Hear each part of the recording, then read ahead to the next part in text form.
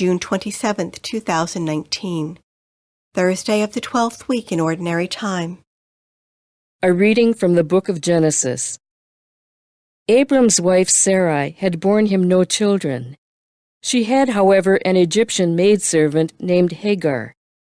Sarai said to Abram, "The Lord has kept me from bearing children. Have intercourse then with my maid. Perhaps I shall have sons through her." Abram heeded Sarai's request. Thus, after Abram had lived 10 years in the land of Canaan, his wife Sarai took her maid Hagar the Egyptian and gave her to her husband Abram to be his concubine. He had intercourse with her, and she became pregnant. When she became aware of her pregnancy, she looked on her mistress with disdain. So Sarai said to Abram, "You are responsible for this outrage against me. I myself gave my maid to your embrace. But ever since she became aware of her pregnancy, she has been looking on me with disdain. May the Lord decide between you and me." Abram told Sarai, "Your maid is in your power. Do to her whatever you please." Sarai then abused her so much that Hagar ran away from her. The Lord's messenger found her by a spring in the wilderness, the spring on the road to Shur, and he asked, "Hagar, maid of Sarai, where have you come from, and where are you going?" She answered, "I am running away from my mistress Sarai." But the Lord's messenger told her, "Go back to your mistress, and submit to her abusive treatment." "I will make your descendants so numerous," added the Lord's messenger, "that they will be too many to count." Besides, the Lord's messenger said to her, "You are now pregnant and shall bear a son. You shall name him Ishmael, for the Lord has heard you. God has answered you. This one shall be a wild ass of a man, his hand against everyone, and everyone's hand against him. In opposition to all his kin shall he encamp." Hagar bore Abram a son, and Abram named the son whom Hagar bore him Ishmael. Abram was 86 years old when Hagar bore him Ishmael. The word of the Lord. The responsorial psalm. The response is, "Give thanks to the Lord, for he is good."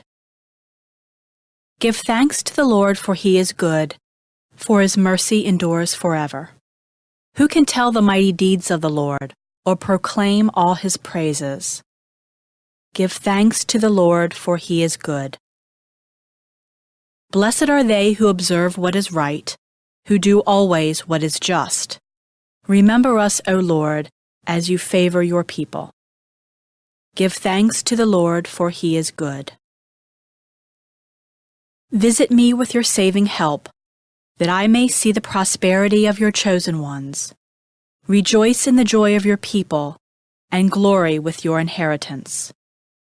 Give thanks to the Lord, for he is good.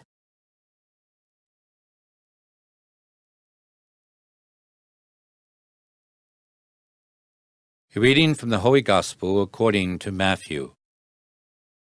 Jesus said to his disciples, "Not everyone who says to me, 'Lord, Lord,' will enter the kingdom of heaven, but only the one who does the will of my Father in heaven.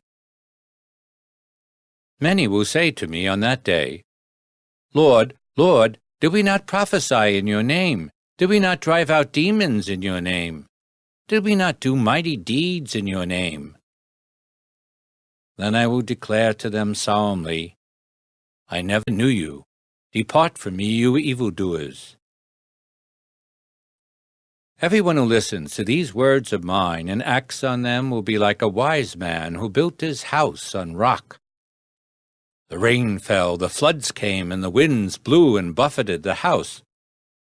But it did not collapse. It had been set solidly on rock. And everyone who listens to these words of mine but does not act on them will be like a fool who built his house on sand. The rain fell, the floods came, and the winds blew and buffeted the house.